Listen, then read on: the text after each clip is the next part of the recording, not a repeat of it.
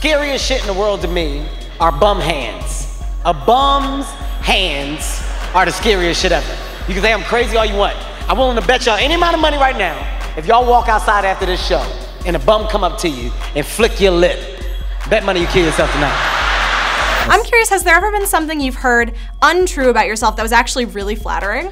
I get the worst. I get the worst of the worst. Yes, I wish I could partake in that, but I can't lie. No, I get the worst of the worst of I heards. I heard, hey man, and it's always the worst individual. Hey, real quick, man, is it true? Like, what's the absolute worst? The absolute worst. I had somebody tell me that they heard that I put my ex-wife on the street.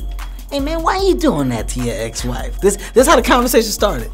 Why are you doing that to your ex-wife? What are you talking about? You gonna put her on the street with your kids? You got out here on the street, man? You doing all this, making all this money, and you gonna let your babies live on the sidewalk? What do you say to that? What are you talking about? Look, man, I ain't got nothing to say to you, because you obviously ain't living right with God. And walked off. Wow. Yeah, so you didn't even get to define yourself. No, but it's like, what do you say? Do you even address that? Do you argue with this guy? It gets to a point where it's overwhelming, which is why Let Me Explain, the title fits this special so perfectly, you know? Absolutely. Hey, let me explain.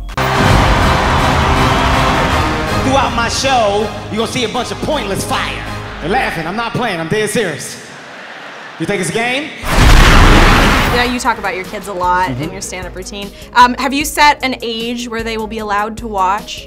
It's bad, and I hope you don't judge me and say I'm a bad parent, but you know, I want my kids to understand what their dad does. So at the young ages, I mean, my kids are 8 and 5 now, but sheesh, when they were 4 and 2, when they were 5 and 3, I had them around my shows. You know, my kids would be backstage, and when I went up, they would sit on the side of stage. I can't necessarily hear and make up what I'm saying because the sound is blurred from backstage, so it's not as direct. But they know that their dad is a comedian.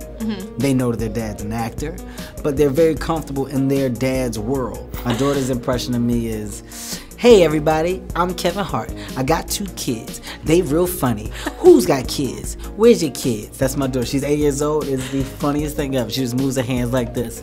Hey everybody, I'm Kevin Hart. I got 2 kids. What, you got kids? Who's got kids? Okay, thank you. Good night. I'm Kevin Hart. It's the most adorable thing I love in the world. it. No, you get really emotional at the end of the film. Is it still emotional for you to watch it back now?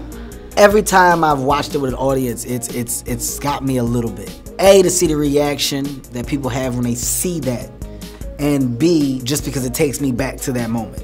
I specifically remember looking at the crowd and seeing people standing up and just feeling appreciated and knowing that I wanted you guys to understand why I appreciate you, why I'm humble, why I thank you. Like, it was me wanting to give it back, and in giving it back, it just got the best of me.